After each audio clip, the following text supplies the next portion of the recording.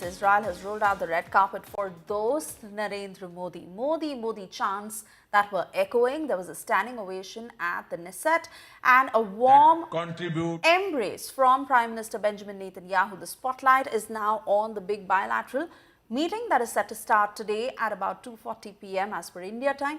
Prime Minister Modi and Netanyahu will sit down for high-stakes, closed-door talks that could shape the next phase of India-Israel ties. On Wednesday, Prime Minister Modi shared a car ride with Israel Prime Minister Netanyahu as the two leaders headed to a technology exhibition following Modi's address at Knesset, highlighting the personal touch that has come to define his diplomatic outreach. Prime Minister Modi has a packed day on the second day of the visit, a visit to Yad Vashem to pay tribute to Holocaust victims, a meeting with President Isaac Herzog, high-stakes bilateral talks with Prime Minister Netanyahu and key India-Israel agreements set to be signed. Top of the agenda, mega defense cooperation, advanced air defense systems, talks around Iron Dome type capabilities, drones and hypersonic tech are in focus. There is also a strong Make in India push through joint production aimed at boosting India's multi-layered air shield.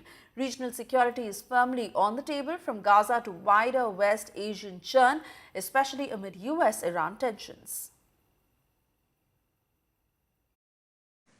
Honorable members, I also carry with me the deepest condolences of the people of India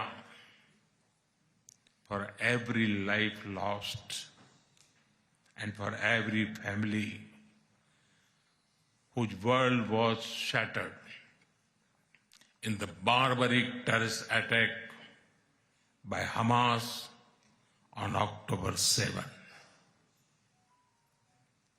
We feel your pain. We share your grief. India stands with Israel firmly, with full conviction in this moment and beyond.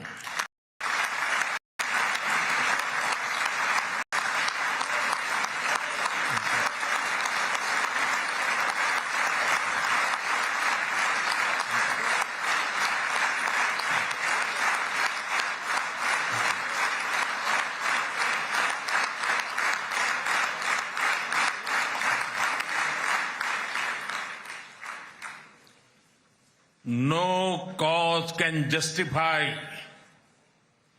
the murder of civilians. Nothing can justify terrorism. India has also endured the pain of terrorism for a long time. We remember the 26/11 Mumbai attacks and the innocent lives lost, including Israeli citizens. Like you, we have consistent and uncompromising policy of zero tolerance for terrorism with no double standards. Terrorism aims to destabilize societies, to block development, and to erode trust. Countering terrorism requires sustained and coordinated global action because terror anywhere threatens peace everywhere. That is why India supports all efforts that contribute to durable peace and regional stability. In India, there is a great admiration for Israel's resolve, courage, and achievements. long before we related to each other as modern states, we were linked by ties that go back more than 2,000 years. The book of Esther refers to India as Hodu. The Talmud records trade with India in ancient times. Jewish merchants traveled across sea routes that connected the Mediterranean with the Indian Ocean. They came seeking opportunity and dignity.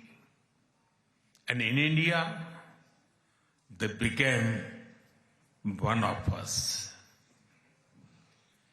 Jewish communities have lived in India without fear of persecution or discrimination. They have preserved their faith and participated fully in society. That record is a source of pride for us. Honorable members, the Bene Israel of Maharashtra, the Kochini Jews of Kerala, the Baghdadi Jews of Kolkata and Mumbai, and the Bene Manasseh of the Northeast have enriched India. In my home state, Gujarat, there is a school set up by a Bene Israeli family, Mr. and Mrs. Best.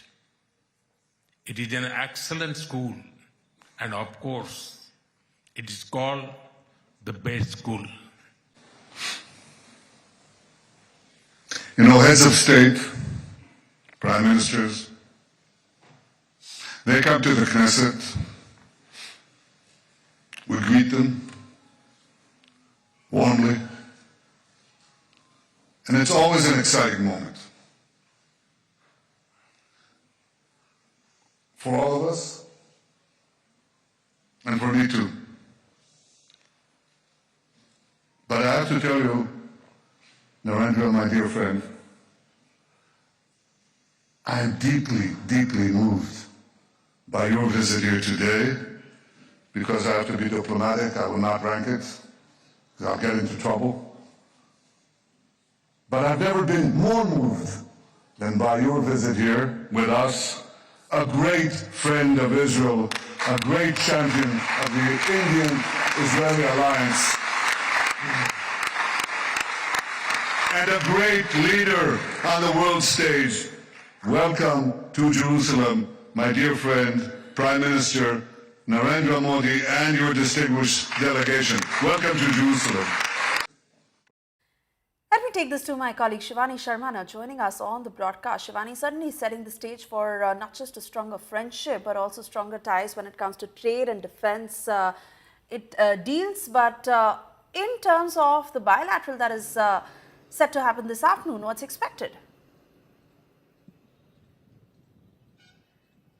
Swesha, it will be an important bilateral meeting, the delegation level talks between Indian Prime Minister and Israeli Prime Minister. It will last for around 40-45 minutes, and there are a number of issues on the spectrum of this talk, starting from defense, strategic affairs, security, technology, innovations, and as we know that India is moving ahead with the key of Atmanirbharta, India will be discussing a number of technologies and technology transfer prospects for a number of counter-drone and drone technologies. As we know that Prime Minister Narendra Modi has already announced India's very own air shield, the Sudarshan Chakra, and India is fast moving ahead with the procurement of the air defense systems and counter-drone systems, the technologies, the radar systems. In that terms, the laser technologies is expected to be discussed between both the leaders. And we also see the bilateral trade agreement, the FTA, that has already been worked upon, might be in the discussions today. And we also see a lot of talk about the agriculture and how both the countries can move ahead in terms of technologies, intelligence sharing to be important out there, because we've heard what Prime Minister Narendra Modi has said in the Parliament of Israel, the Knesset there.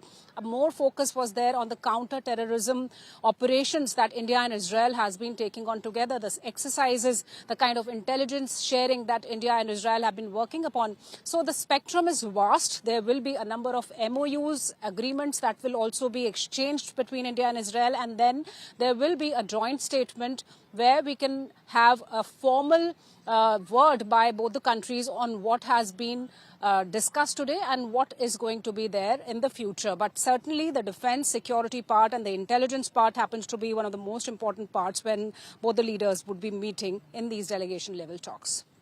Absolutely, and we'll keep a close eye on that. For the moment, Shivani, many thanks for getting us the latest.